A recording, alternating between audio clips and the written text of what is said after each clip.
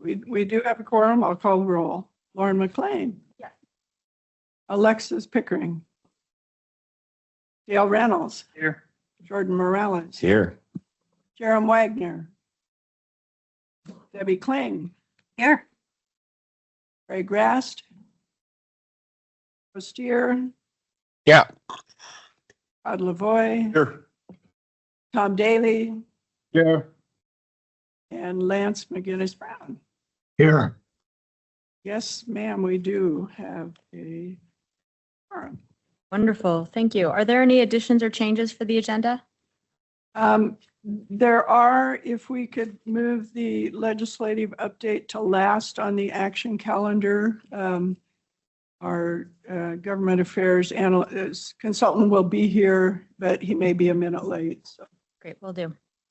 Okay, so noted. I will now take a motion for the consent agenda. So moved. Second. Second.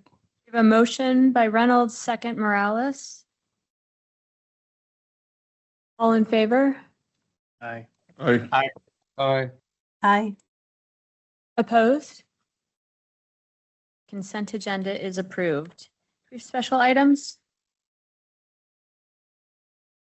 No special items today. All right, we will move into action items. First off, the agenda for January.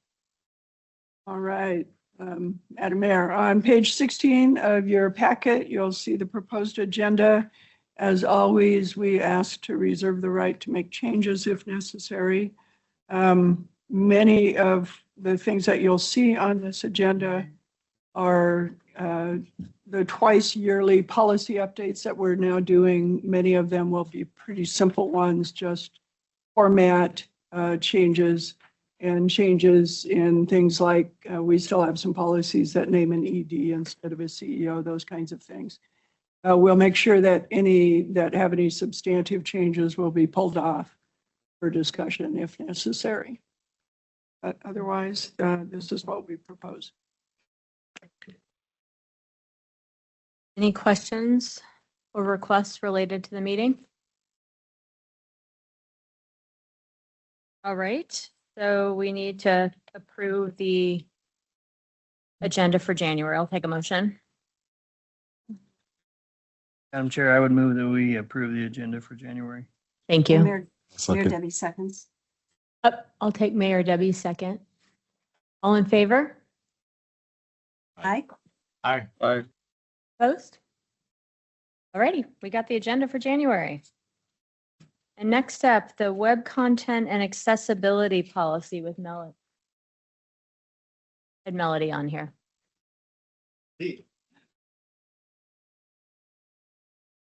Good morning. I'm just going to get my Oh, great. screen You're sharing. I'm just going to sit here to answer any questions in person as needed. Thank you. Thank you, Jason. All right. Good morning, Executive Board. I'm Melody Roper. I am the Marketing and Creative Manager, and I am with you today to request that you recommend approval of the Web Content and Accessibility Policy in accordance with the Americans with Disabilities Act ADA Title II, to recommend for approval by the Board of Directors at their January 5th, 2026 meeting. Now, what is this I'm asking you, you may ask? In 2024, the Department of Justice updated the ADA Title II, which covers all infrastructure accessibility, to also cover web content accessibility. So any digital content is now going to be covered under that guideline. We are at VRT committing to adopt the WCAG, as it is so called, 2.1 level AA as our standard, and to meet the compliance deadline. So the Web Content and Accessibility Guidelines is an internationally recognized set of technical standards published by the World Wide Web Consortium. And when you see that written out, it'll be W3C. And to ensure web content is perceivable, operable, understandable, and robust for people with disabilities. Level AA includes all of the level A criteria as well as the level AA success criteria. So level AA is adding a few more requirements. Level A only hits just like those most robust barriers. And level AAA is going to be something that we will look to as a guide for our aspirational goals. But that is not yet legally required. It just helps us identify what best practice is. For example, any video that we would put out would come out with a accompanying sign language interpretation, and other more stringent readability standards. A couple of things that we're trying to do by adopting this policy is to first ensure equal access to all digital services. If the most disadvantaged member of our community is able to access our services, it means we have designed them in a way that is better for every single person who comes into contact with it. So universal design just makes life better for every user, which is great. We are going to be building accessibility into our content creation, our procurement, and maintenance. So accessibility is going to be something we consider at every step of our processes. Additionally, we are looking to establish clear accountability and consistent processes, because how can we be held accountable to it if we haven't written it down anywhere? So we are going to be defining exactly what it is we are going to be doing to make things accessible, so that way we can then on our yearly audits show that our content is indeed accessible. And lastly, just to protect VRT from any legal or compliance risk. The WCAG 2.1 Level AA, the World Wide Web Consortium, put out a guiding principle that is just a very high-level overview of what the goals and purposes of this policy will be. So it uses the acronym POUR. I'm going to go a little bit out of order, sorry. Uses the acronym POUR, and P standing first for perceivable. The information needs to be presented in a way that all users can perceive. Operable, the interface must be usable with different input methods. However you access your technology, it should be able to be accessed in that way. Understandable, our information and operation must be clear and predictable. And robust, our content must be compatible with assistive technologies. So included in our policy, as we are achieving or striving to achieve those POUR standards, all of our websites, our apps, our documents, our videos, and online tools, anything that is web accessible is included in the policy. This will apply to both public-facing and internal content, and it will be applying to our staff, our contractors, and our vendors. And just again, that included in the policy is that we are considering that web access during every stage of our operation. So here is just an overview on the screen showing the phases of our timeline. We are currently here in phase 2, and we can get into more detail on that if you want to hear about it, but I'm just going to keep us moving because I don't know how in-depth you want to get. So again, I'm Melody Roper, and we are looking for that action item of approval by the board of directors at their January meeting. And I can answer any questions, and so can Jason. And Madam Mayor, if I could make a couple of comments before questions. So some of you may know that especially people with either visual or auditory impairments have difficulty using digital media. And primarily these changes will be aimed at them, but as Melody said, they make all that media more accessible to all of us. So it's really an exciting thing in that way. We've had a lot of requests for this. Over the last little while, we're now required to do it. However, because we are a special agency and not a city or a county, we have until April of 27 to actually meet the requirements. What we're trying to do is get a jump on that by getting the policy in place this April, and then we have a full year to implement that policy so that by the time April of 27 rolls around, we've actually got everything in place. So hopefully this all works. That's why the policy is coming now. Thank you, Elaine. And Thomas Daly has a question. So my question is, and I don't necessarily need to get into the weeds now, but how detailed are the international, because we're agreeing to international standards, how detailed are they, or do they give a flexibility to the local entities to tailor it to our specific needs? That's a great question.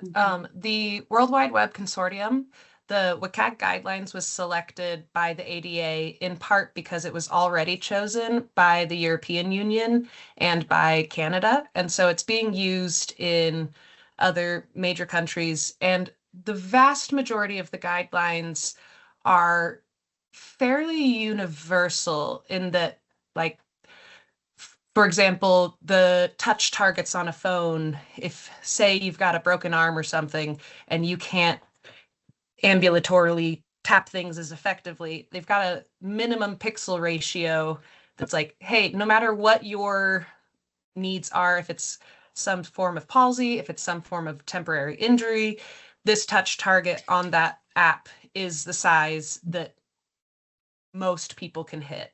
Or things like flashing videos or media that has audio that comes on your screen. It's giving guidelines for when and where those can come on. And if you take a look in the packet, there is a checklist that shows the most concise list I could put together.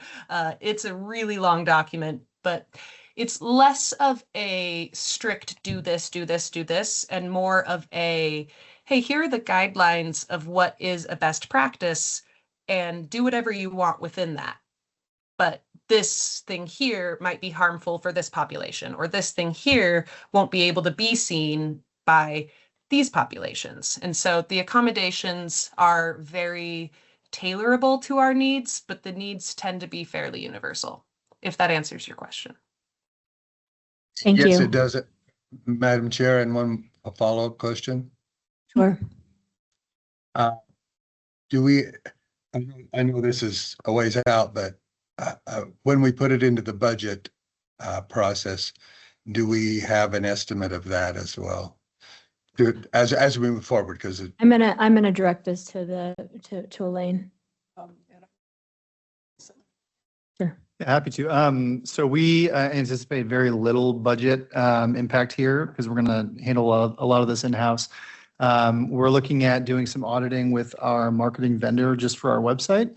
But beyond that, it's going to be kind of routine maintenance that we're going to be able to do in-house. So I don't have an exact number, but I don't think it's going to be a very big impact, and it'll certainly be within the scoped budget that we have for our marketing projects this year.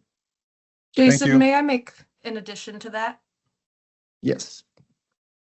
I would add that the accessibility text that is added for all of our images and all of our photos, the guidelines, I would expect savings due to the increased nature of like descriptive text that we'll be adding to anything we put out. It's going to do really good things for our SEO. Screen readers are a computer, and Google's a computer, not Google, but you follow me. And what's easier for one computer to read is easier for another computer to read. And as we make our materials more accessible for these assistive technologies, it makes our materials more accessible for just the web, the internet in general, and it will increase our visibility. They're really good practices for marketing in general that do take some extra legwork to get started, but once we are in the habit of it, I would expect us to have hard to quantify gains in money that we don't need to spend because of our marketing increases just by natural improved SEO. Okay, thank you. Are there further questions? Thank you very much. Oh, Commissioner Daly, sorry. No, I would just thank you for that explanation. Excellent. I would add too, there's harder to quantify, but a potential reduction in customer service calls. The more information we have that people can interact with on their own, the better chance that they can do that instead of calling customer service and using up some of the call time. One note I would also mention is that we're working with, this was presented to the RAC. Regional Advisory Council, and we got some really good feedback in addition to recommendations for further engagement with REC members and organizations. We're also working with other public agencies across the two-county region, including many of the ones that you all represent. So probably something that's going to be coming across your desks soon if you haven't already seen it. But the communications, public information side of a lot of our agencies are working pretty closely on this stuff together. Great. So it looks like you're looking for a motion that recommends the full board approve this in January. I will take a motion. This is Mayor Debbie, and I would move that the Executive Board recommend approval of the web content and accessibility policy in accordance with the ADA Title II at the January 5 meeting. Board of We have Directors. a motion and a second by Reynolds. Thank you. All in favor? Aye. Aye. Opposed? All right, motion passes. Thank you And for your now time. we will hear a legislative update.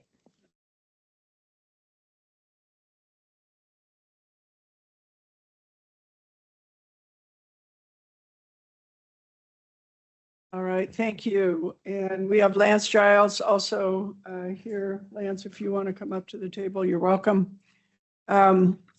So as we talked about at our last, well, 2 meetings ago, we have been working with Senator Semmelroth on getting a draft piece of legislation that will give us something to have discussions over with our legislators this season. We're not necessarily planning to get a sponsor and get it introduced this year, depending on the response we get, but do think that having this will give us a real opportunity to have in-depth discussions. Those of you online should just have received an email with it. Before we go any further, I'd ask that you don't share this yet outside your organization. Certainly you can use it inside to have discussions about the language in it and those kinds of things. It will be public knowledge. We'll publish it as part of the board packet in January, but because the full board will not have been able to have a chance to see it before then, I'd ask you not to share it outside until then, if you would, please. It is drafted, it is noted as such. So as you saw in the packet, the sideboards that you all suggested in the last board meeting were what we followed. And that email is just coming now, so keep your eye on your email while I talk.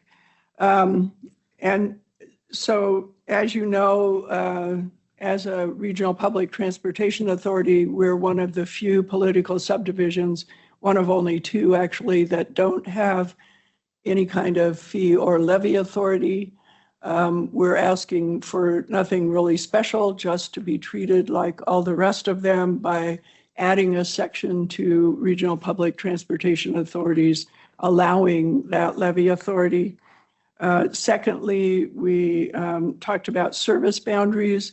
Commissioner Daley asked about that. In the legislation, in the statute today, it allows service boundaries to either be by county or by special service areas within a county.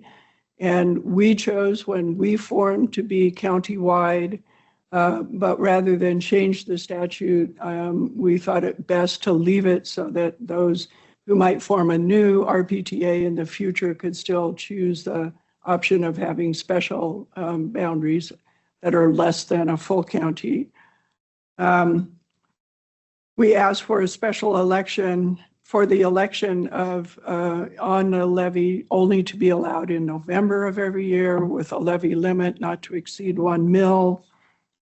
And then the biggest questions that arose were how, besides the countywide issue, would be how would you handle bonds? And so we asked them to give us an opportunity either to approve the bond during this election that establishes the tax by making sure that there was a plan included as part of that election that identified what items would be eligible for bonding and or a special election just for the bonding of such funding that might be approved. So what you have before you is that draft. As you can see, the additions in the first section are that there would be to levy and apply taxes for purposes authorized by law, to issue general obligation bonds, provided that debt service for such bonds don't exceed 20% of the revenues of the authority. And then a new section that specifies how to levy the tax, and a new section that talks about the issuance of general obligation bonds. And with that, I will be quiet and let you all offer comments. Today, the action I would ask today is that you recommend this forward to the full board for consideration at the January 5th board meeting to begin having discussions with various legislators about this possibility.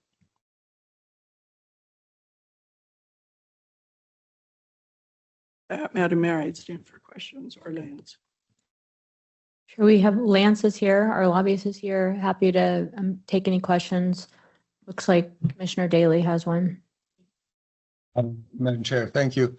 My question is, what kind of background do you have in terms of, for example, what the revenue would be at a 1 mil for if we had it the same geography as the VRT?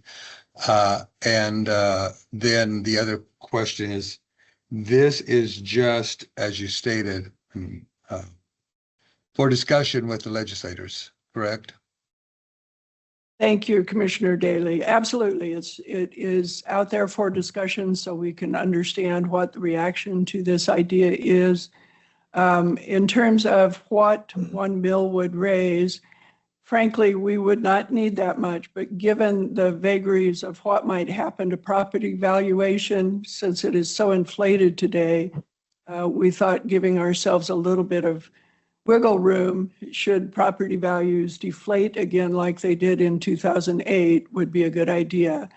At 0.0000035, so 0.35 of 1 mil, this would raise about $55 million, which is the amount that's estimated in our current long-range plan for implementing 3 times the service we have today. And that would be about $145 per average household in Ada County and about $120 some dollars per average household in Canyon County per year. Thank you. I guess that's useful because that's the question that legislators are going to be asking is, what are we going to be authorizing to be imposed on property taxes in this jurisdiction? Thank you.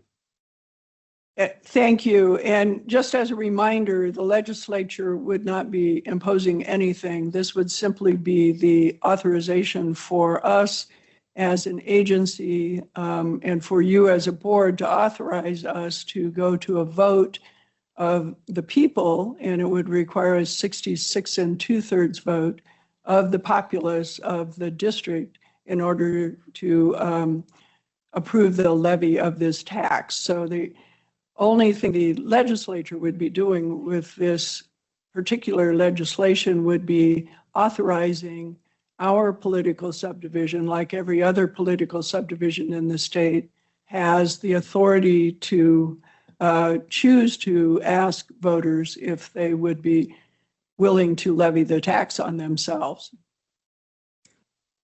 I understand that part of it as well. Thank you. Thank you. Madam Chair. Yes, I can't see faces. Sorry. Oh, is that Sorry, Jerem? this is Jerem. Oh, great. Okay, Yes. go ahead. So just quick question, has there been any type of a feasibility study to see, because especially when you mentioned the 2/3 majority required, that seems like impossible to get anything done with the 2/3 majority this day. Has any feasibility study been done to see that even if this were to pass, would there even be a chance of ever getting a 2/3 majority to allow for the levy to go into place?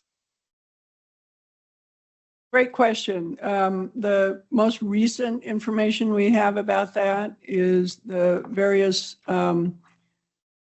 surveys that Boise State University does every year. And in those surveys, when you ask a very general question, would you be willing to support taxes, additional taxes to pay for public transportation, it regularly gets between 60 or 70%. However, those are very general questions. They don't identify the amount or what it would be used for. Back in 2008, there was a more detailed survey done that was scientifically validated about whether or not people would be willing to do this in those dollars, in those amounts. And at that time, it was very close to having the kind of support it would need to pass, close enough that everyone felt it was worth a shot.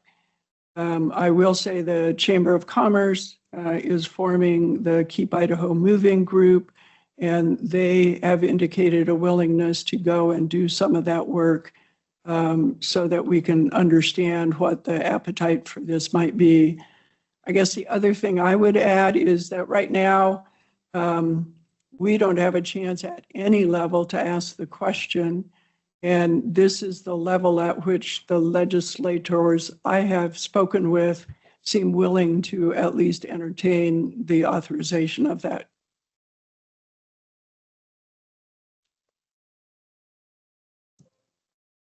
Elaine, this is, or our chair, this is Mayor Debbie, you can ask a question? Yes, of course. And I do apologize, I've got tremendous noise behind me. The amount that you're considering for the levy per household, I know for Caney County, that seems like, it seems high. So is that something that is negotiable as we look to the future? Because and the other question that I have is that it appears in looking at the information that a county could opt out, and could that happen by the commissioners? Could you explain that to me? I don't know that I fully understand that. Elaine? Sure. So thank you. I mentioned that amount because that's the maximum amount that we would need to do the full plan that we currently have on the books. Certainly that's a conversation that would have to happen. I use that as an example that we would frankly want to ask for that much so that we could have the kind of system that we think would be the most successful here. But certainly if it doesn't look like that amount would be successfully passed, that would have to be a conversation we'd have to have. In terms of whether a county could opt out, and maybe Lance can help me with this or someone else, as I understand it, we can put this on the ballot, and if the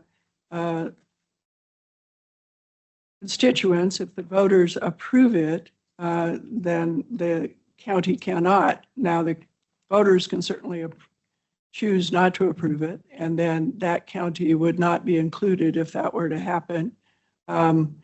People have asked what would happen if only one county approved it and not the other. And my response is that at least one county would have good transit service, and we'd keep working with the other one. Wait, I'm going to ask for a follow-up on that. So you're saying that this would allow a setup that you go to vote for the entire district of VRT, but the election result doesn't have to be 66.6 overall? Because of how we were formed, as two county districts, we would have to, I believe we would have to have the vote at each county separately. We could, I guess, there would be a choice to reform as one district that included both counties and or less than all of both counties and have the vote as one. So those are all things, because the way the legislation is written, we could choose to reform a new regional public transportation agency as it were, with different boundaries. But today our boundaries are by county and we have two districts.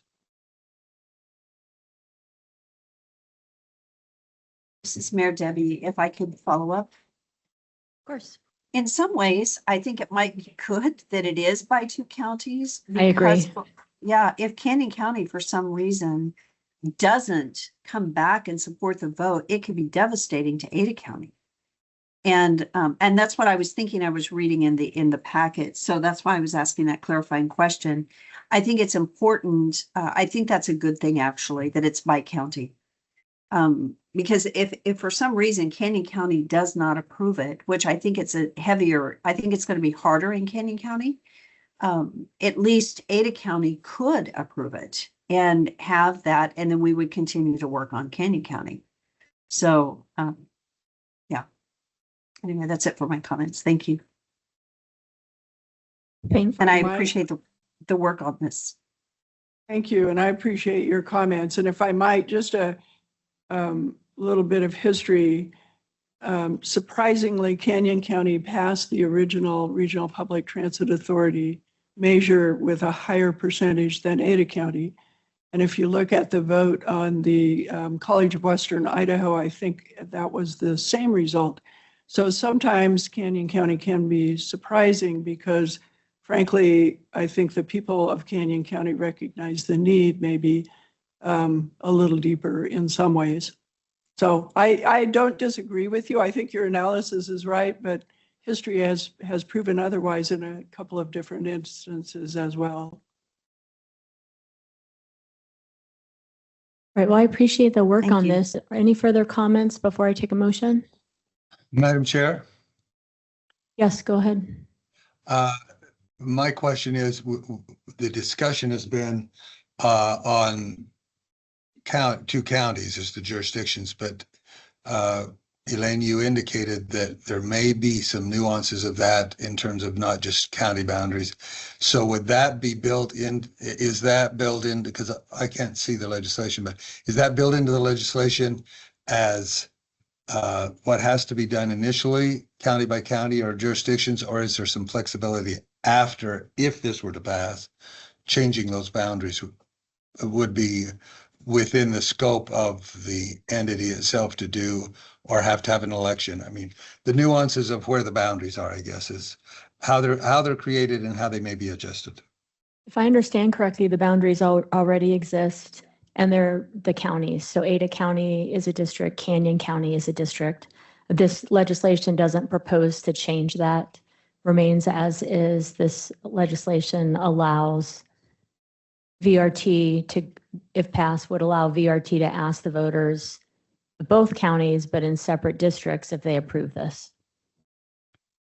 Well, maybe I misunderstood, Elaine, when you were explaining that you indicated that there may be some adjustments in the boundaries authorized in the legislation.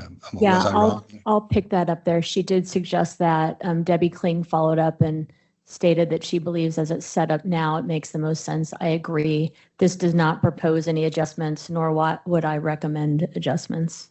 Yes, and thank you. I was not recommending adjustments, just pointing out that the legislation, as it has always been written since 1994, allows the formation of an RPTA with either within a county with special boundaries or as the full county, and that we've chosen the full county.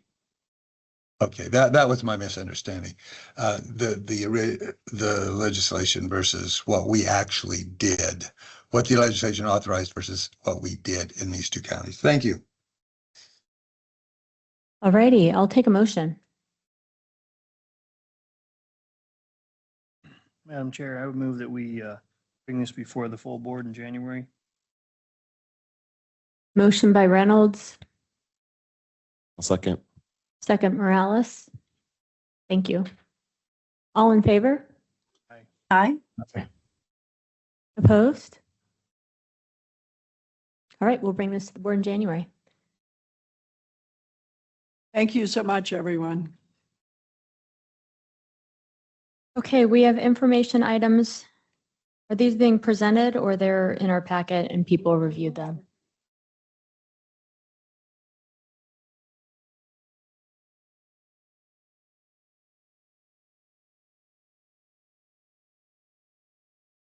Thanks, Lance. Okay, While they're setting up, we could grab lunch if people are interested, or you can grab it on your way out. Either way.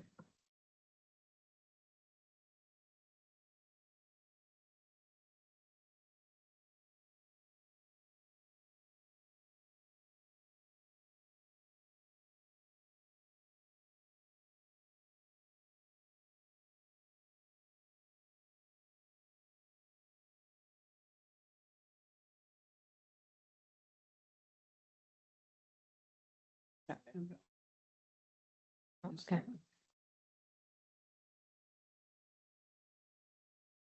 Good morning, board members. Kate Dahl, Principal Planner. I just wanted to give you a brief informational update on Valley Connect 3.0. As you know, we've been working on this plan for the last, since 2024. We are almost at the point to have a draft ready to present. Couple of quick highlights. As you know, we initially did the plan in 2018. Since that time, the population has grown 23% in Ada and Canyon County. This new network will consider that population growth, the locations for it, as well as add some new chapters such as land use, transportation, demand management, active transportation, and specialized transportation. We've come up with specific cost estimates, not only for the service scenarios, but also the necessary fleet and facilities to be added to that. It will directly support 36% of the population that can't drive. It will directly lower the transportation costs of households within the valley, and it will make transportation available to many more residents of the Treasure Valley by increasing our service hours by almost 400%. We will also be increasing weekend service by more than 200%, and the amount of people that could access it within a short walk will increase by 340%. As far as our timeline, we did hire a consultant in August 2024. We last presented the draft plan to you this July in 2025. I presented to the Compass Board last month in October, or the month before, and we will be bringing this to the full board in January. Just a quick update. Thank you. Have any questions? Thanks, Kate. Any questions? Thanks. All right, thanks so much. Next up, we have Kyle Street with the Transportation Development Plan.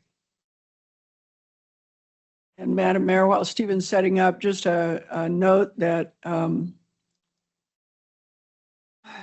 last time we did the transportation development plan, there was a fair amount of conversation at the board level because I don't think a lot of education was done around what it is, what it does. It was a new concept. It's still relatively new. This is the first update. And so we will be doing a presentation today and another presentation in January on the same subject, but the idea is that today you give us direction so that in January that presentation can incorporate that direction that you give us today and be a little bit different. Great, thanks. Thanks, Madam Chair. Stephen Hunt, Chief Development Officer, Valley Regional Transit. Yeah, this will be a pretty quick update, I believe. As you know, with the transit development plan, this is a 5-year work and financial plan that covers service, capital, and mobility support programs for VRT. The development schedule is each winter or spring. We initiate the process looking with our partners at what their priorities are. As we move into the budget, we connect the TDP with each annual budget process. And then as that gets finalized in the fall, we sync up the TDP to the final budget. And we last came to the board of directors in October, presented an update on the TDP. In November, last month, we took it to the Regional Advisory Committee for comment and discussion. And today we're doing this update with January being the deadline for our expected adoption for the 2026 to 2030 TDP. So a couple of assumptions that are built into this plan is that we are assuming that we'll be continuing or maintaining existing service levels throughout the 5 years of the plan. We're limiting most of our capital projects to those that are vehicle replacements, repair of existing facilities, and maintaining or improving bus stops. Special projects, this was at the request of the board in our last meeting, will be called out separately and shown as unfunded, but they'll be in the plan so that we can have conversations with those funding partners about how we might be able to move some projects into the funded program. And that's also true for any discretionary grants, which have been quite successful at actually in the last several years, making sure that we have a way to reference discretionary funds, and those will be separate from the base budget requests. A couple other things that have changed from our last presentation. Last time we asked about how we show contingent items. So this is again a little bit like the discretionary funds or one-time capital projects. We wanted to pull those out separate from the base budget. So we've done that.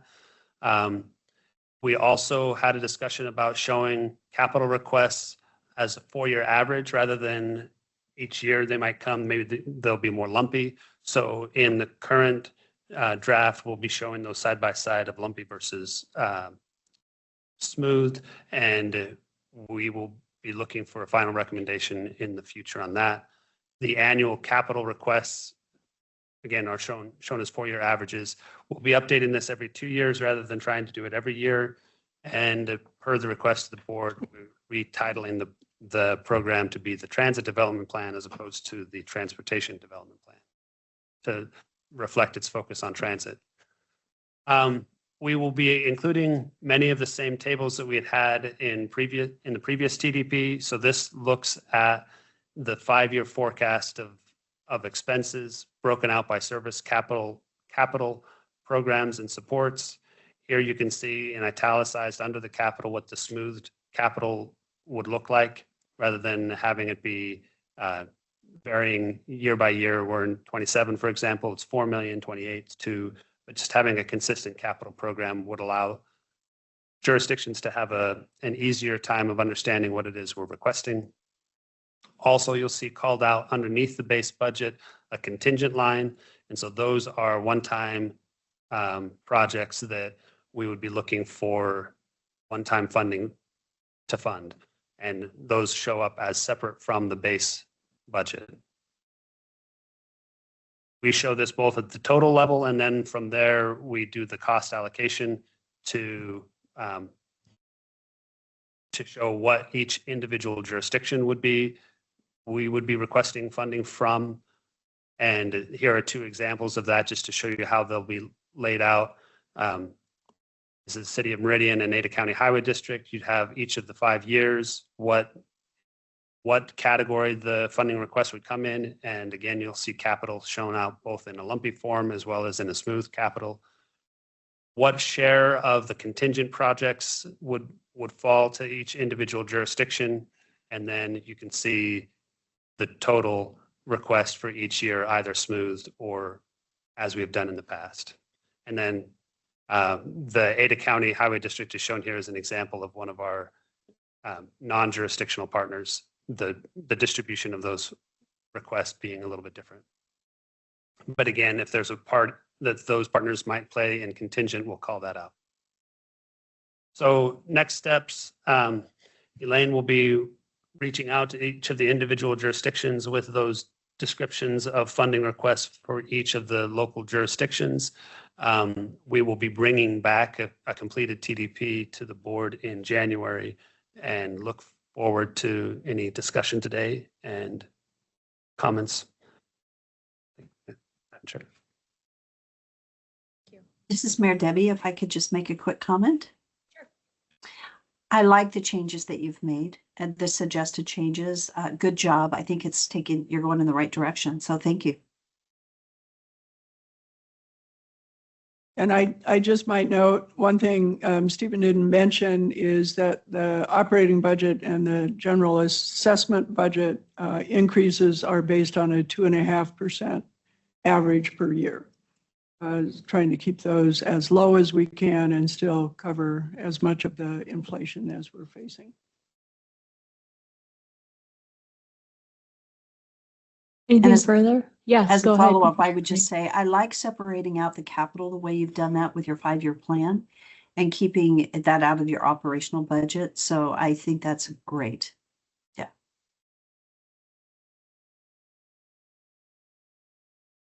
Yeah, this is really helpful to see it broken down this way. And I think is also really valuable background information in having the discussions about the legislation in terms of what the ability to levy would do for this, for our operating budgets and the service we're able to provide. Anything further for Stephen? All right, thank you.